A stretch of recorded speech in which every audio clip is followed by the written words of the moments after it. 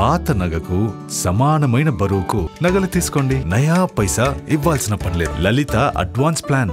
నమస్తే, welcome to cube TV. నేను మీ anchor Charmi. ఈ రోజు మనతో పాటు ప్రస్తుతం జ్యోతిష్య, వాస్తు, సంఖ్యా శాస్త్ర నిపుణులు మారెల్ల సాయి మోహన్ గురూజీ గారు ఉన్నారు. గురుగారితో మాట్లాడదాం.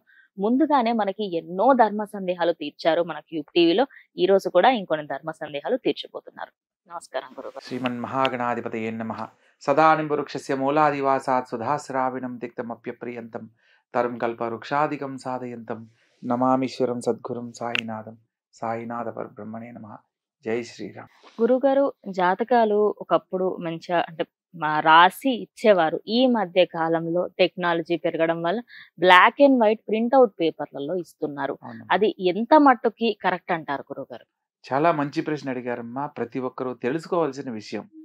మనం ఏ జాతకాన్నైనా రాయించబోయే ముందు ఒక ప్రముఖ సిద్ధాంతిగా ఉన్న వాళ్ళు, జ్యోతిశాస్త్రంలో నిష్ణాతులైన వాళ్ళను సంప్రదించి వారి చేతుల మీదుగా స్వహస్తాలతో జాతకాన్ని రాయించడం అనేది మనకు పూర్వకాలం నుంచి వస్తున్న సాంప్రదాయం. కానీ ప్రస్తుత కాలంలో ఏమైందంటే ఈ టెక్నాలజీ పేరుతో కంప్యూటర్లో ప్రింట్అవుట్స్ తీయిస్తున్నారు. ఓకే, అలా తీయించుకోవడంలో తప్పు లేదు. కానీ ఇక్కడ ఒక పొరపాటు జరుగుతుంది. మనము పూర్వకాలంలో ఈ యొక్క శాస్త్ర పరిజ్ఞానం ఉన్న గురువులు ఒక జాతకరీత్యా ఒక జాతకాన్ని నిర్ధారణ చేసి రాయిపోయే సందర్భంలో ఒక శ్లోకం రూపంలో రాస్తారు. మొట్టమొదటిగా జననీ జన్మ సౌఖ్యానాం వర్ధని కుల సంపదం పదవీ పూర్వపుణ్యానాం లిఖ్యంతే జన్మపత్రిక అని. ముందుగా దీని యొక్క అర్థం తెలుసుకోవాలి మనం. జనని జన్మ సౌఖ్యానం అంటే ఈ యొక్క జనని అంటే భూమి. ఈ భూమి మీద మనం పుట్టడం అనేది జరిగింది.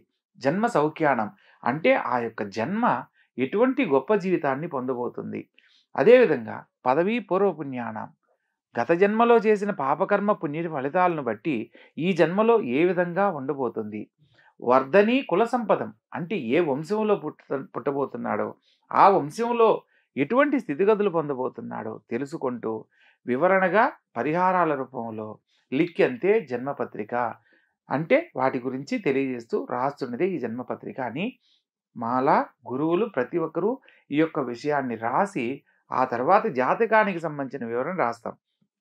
పేరు అంటే జన్మ నక్షత్రం ఏమొచ్చింది, ఆ అక్షరం ప్రకారం ఏ అక్షరంతో నామకరణం చేసుకోవాలి. ఎందుకంటే ఒక నక్షత్రానికి 4 పాదాలు ఉంటాయి కాబట్టి ఆ నక్షత్రంలో ఏ పాదంలో ఈ బాబు పుట్టారు, బాబో పాపను, దాని ప్రకారం పేరుని నిర్ణయించడము. అదేవిధంగా నక్షత్రము, రాశి, లగ్నము, పుట్టిన సమయాన్ని బట్టి లగ్నం నిర్ణయం జరుగుతుంది.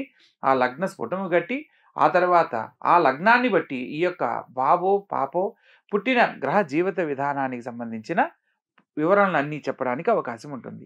అయితే పుట్టిన సమయంలో జాతకరీత్యా ఏదైనా దోషాలు వచ్చినప్పుడు సిద్ధాంతపరంగా మేము రాసేటప్పుడు ఆ దోషాలని ఖచ్చితంగా రాయమన్నమాట. ఎందుకంటే జాతకరీత్యా ఏ దోషాలు ఉన్నప్పటికీ వీరు యోగ జాతకులే అని రాస్తాం.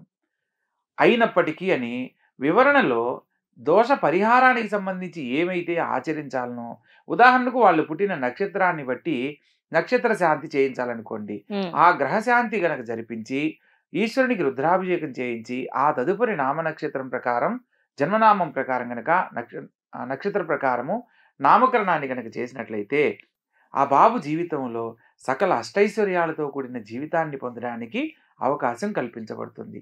అయితే ఇక్కడ మనము ప్రింట్అవుట్లో ఏమవుతుంది, దాంట్లో ఎలా అయితే ఒక ప్రాపర్గా తయారు చేయబడి ఉంటుందో దాని ప్రకారమే మేటర్ వస్తుంది.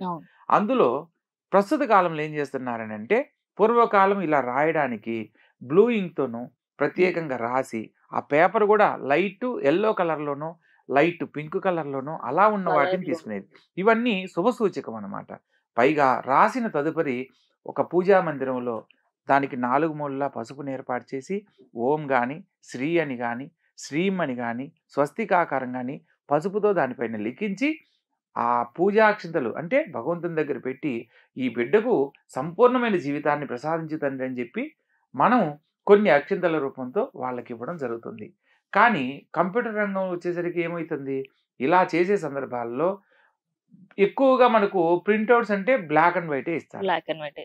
ఈ యొక్క బ్లాక్ అండ్ వైట్ వాడడం వల్ల ఏంటంటే అమ్మా, జాతకంలో పిల్లలు ఎంత గొప్ప జాతకులైనా ఉమ్, వారి యొక్క జీవితానికి సంబంధించి బ్లాక్ ప్రింట్ కనుక తీసినట్లయితే వాటి యొక్క సంపూర్ణమైన ఫలితాలు ఆ రోజుతోనే ఆగిపోతాయి.